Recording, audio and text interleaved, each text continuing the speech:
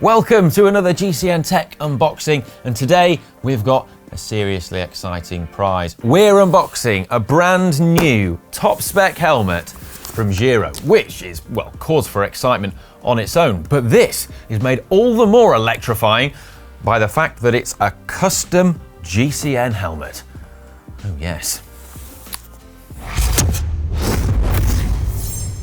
Giro is our helmet provider here at GCN, and they've just launched their latest model, the Helios Spherical. And to tie in nicely with that, they've made us a beautiful custom one and agreed to give away 3 of the new helmets to you beautiful people.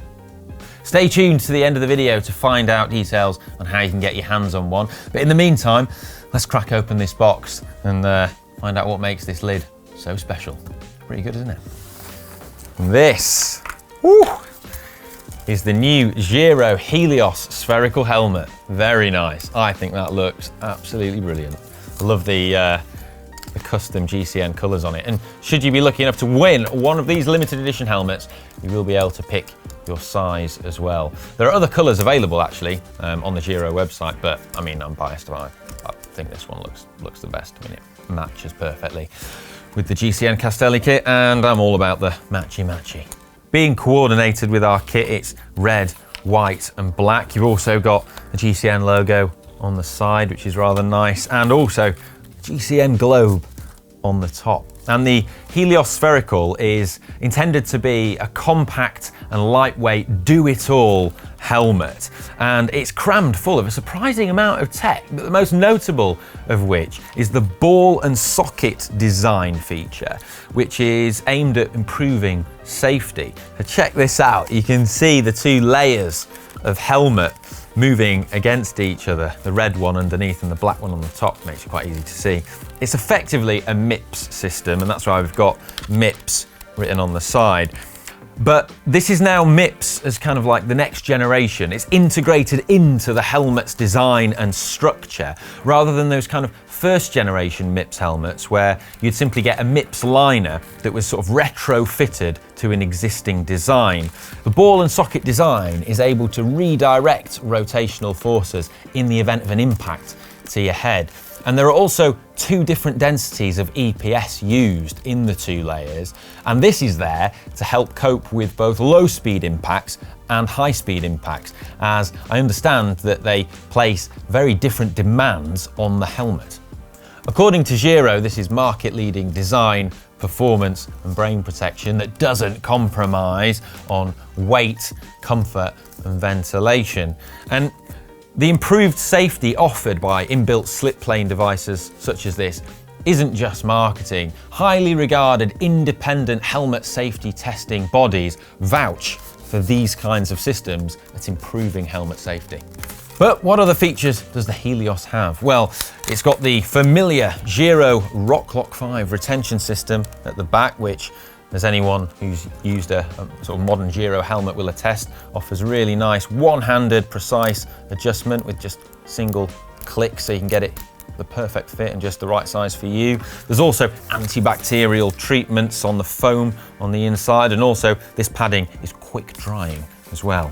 What about the weight? Well, this is a size medium and it's hitting my scales at exactly 270 grams, which is pretty interesting for me because that's the exact same as my size medium Giro Aether. But the 2 helmets have quite a different venting structure. It's quite a contrast. What about aerodynamics then? My favorite topic. Well, Giro reckons that the Helios is actually faster than the Aether, which means I'm sold. So they did a bunch of wind tunnel testing where they looked at different yaw angles and also different head angles, because people hold their heads in different orientations. And they concluded that for an open style road helmet that's general use with aggressive ventilation, the Helios is very efficient. It was said to be lower drag than both the Synth and the Aether, although the aerodynamic specific Vanquish was still the fastest that they had in terms of road helmets.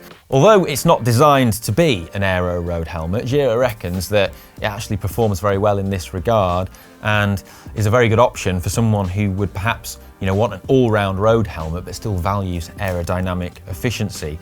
And if you look at this helmet head on with the Aether, you can perhaps see why it would exhibit lower drag, simply because the silhouette is smaller. It's a much more compact design on the head, and therefore you're reducing your frontal area.